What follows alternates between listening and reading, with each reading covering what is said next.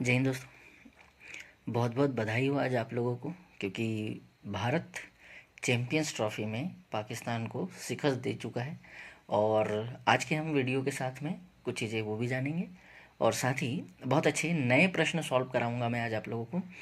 ना तो ये आपको किसी चैनल पर मिलेंगे और ना ही किसी व्यक्ति द्वारा इसको आपको डिस्क्राइब किया गया होगा।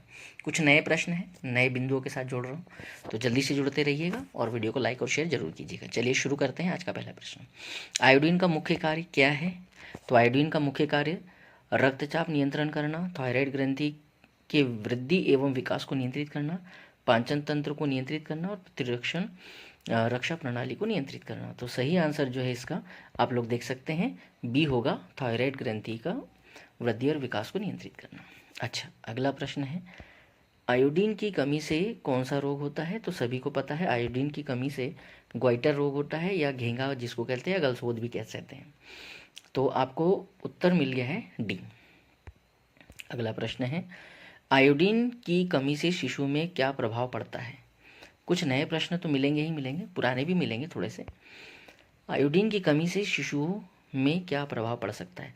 बौद्धिक स्तर में वृद्धि, शारीरिक वृद्धि में कमी, बौद्धिक और शारीरिक स्तर में कमी, भाषात्मक स्तर में कमी। तो इसमें हो जाएगा बेटा बौद्धिक और शारीरिक दोनों के लिए कह सकते हैं, सी आंसर हो जाएगा, बौद्धिक और शारीरिक स्तर में कमी। अगला प्रश्न है प्रश्न नंबर 4।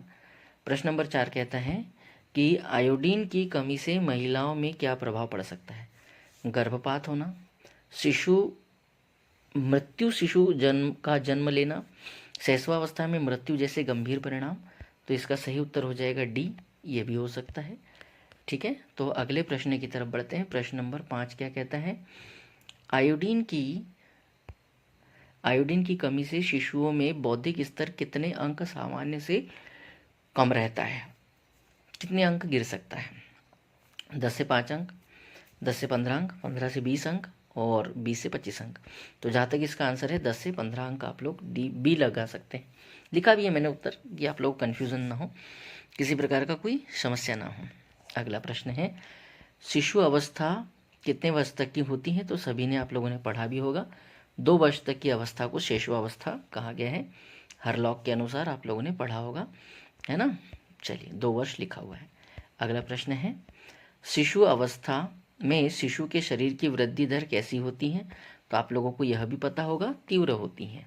कैसी होती है बंधुओं? तीव्र होती है। अगला प्रश्न है, शिशु अवस्था में शिशु के सिर की वृद्धि दर कैसी होती है? तो शिशु अवस्था में शिशु की वृद्धि दर जो होती है कौन सी? मस्तिष्क की बात कर रहा है, सिर की बात कर रहा है। तो यह जो होती है सामान्य नहीं रहती है, क्योंकि कभी कोई भाग तो कभी कोई भाग, तो यह होती है समान नहीं रहती, एक समान नहीं रहती है, इसलिए ऐसा कहा गया है, समान नहीं रहती, एक जैसी तो नहीं रहेगी। ठीक है, चलिए अगले प्रश्न की तरफ बढ़ते हैं। बहुत ही अच्छा और महत्वपूर्ण प्रश्न, बिल्कुल नया लेटेस्ट प्रश्न है। शिशु अवस्था में शिशु की बाजुओं की परिधि कितनी होती है? 11 सेंटीमीटर से बढ़कर 14 सेंटीमीटर, 11 सेंटीमीटर से बढ़कर 16 सेंटीमीटर, 12 सेंटीमीटर से बढ़कर 15 सेंटीमीटर और 13 सेंटीमीटर से बढ़कर 17 सेंटीमीटर। तो इसका आंसर जो है वो हो जाएगी 11 से 16 सेंटीमीटर। आपके पास आंसर हो जाएगा बी। अगले प्रश्न की तरफ बढ़ते हैं। प्रश्न नंबर 9 हो चुका है, प्रश्न नंबर 10 के पास चलते हैं। शिशु अवस्था में शिशु की मांसपेशियों की स्थिति कैसी होती है? कमजोर, मध्यम, सशक्त और अस्थिर। तो जहाँ तक मुझे याद है इसके लिए आप लोग लगा सकते हैं सशक्त, मजबूत होती है, ठीक ठाक होती है। अगला प्रश्न है प्रश्न नंबर 13, विटामिन ए की कमी से शिशुओं में कौन सी समस्या हो सकती है? तो देखिए, विटामिन ए की कमी से रतौंधी भी हो सकती है, खसरा, अतिसार और उपरोक्त सभी। तो आप उपरोक्त सभी लगा सकते हैं। अगला, विटामिन ए की कमी से शिशुओं में कौन सी आँखों की समस्या होती है? तो रतौंधी, नेत्र पीड़ा, आँखों की लालिमा, आँखों की सूजन। तो विटामिन ए के लिए तो रतौंधी कहते हैं। अगला, विटामिन ए की कमी से शिशुओं में कौन सी प्रतिरक्षा प्रणाली की समस्या हो सकती है, तो वो हो जाती है उनकी प्रतिरक्षा प्रणाली जो है वो कमज़ोर हो जाती है। ए लगा सकते हैं उत्तर। अगला, विटामिन ए की कमी से शिशुओं में कौन से खाद्य पदार्थों का सेवन करना चाहिए? तो हरे पत्तेदार सब्जियां, पीले फल, दूध, दही और उपरोक्त सभी। अगला प्रश्न, विटामिन ए की कमी से शिशुओं में कौन सी बीमारी होती है? तो खसरा भी है, अतिसार भी है, रतौंधी भी है और ये सभी भी। शायद ये क्वेश्चन रिपीट हो चुका है। अगला प्रश्न है, एकलव्य शिक्षा योजना की शुरुआत कब हुई थी?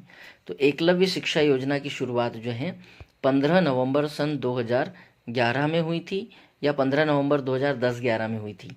तो ये है 10-11 में हुई थी। अगला प्रश्न है, एकलव्य शिक्षा योजना का मुख्य उद्देश्य क्या है? तो इसका उद्देश्य है वनोपज। क्या है इसका मुख्य उद्देश्य? वनोपज क्षेत्र में रहने वाले तेंदुपत्ता संग्राहकों के जो बच्चे हैं उनको वित्तीय सहायता प्रदान करना इसका मुख्य उद्देश्य है। ए लगा सकते हैं। अगला प्रश्न है, एकलव्य शिक्षा योजना के तहत कक्षा 9 और 10वीं के छात्रों को कितनी छात्रवृत्ति दी जाती हैं? तो वो दी जाती हैं 12,000 रुपये। कितनी दी जाती हैं? 12,000। और उससे जो बड़ी क्लास होती है उनको 15,000 तक जाते हैं। अगला प्रश्न देखिए, एकलव्य शिक्षा विकास योजना के तहत तकनीकी छात्र या तकनीकी स्नातक छात्रों को कितनी राशि दी जाती है? तो उनको दी जाती है 50,000 रुपये राशि। ये सारे क्वेश्चन आप लोग बहुत अच्छे से लिख के रख लीजिए, ये काम आएंगे सब।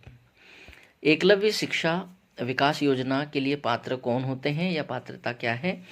तो ये मध्य प्रदेश के निवासी होने चाहिए और तेंदुपत्ता संग्राहक के बच्चे होने चाहिए। ये इसका आंसर है। ठीक है, अगला प्रश्न है, चलिए यहाँ तक ही प्रश्न थे, 22 प्रश्न थे, ज़्यादा नहीं पढ़ना पाए। प्रश्न बना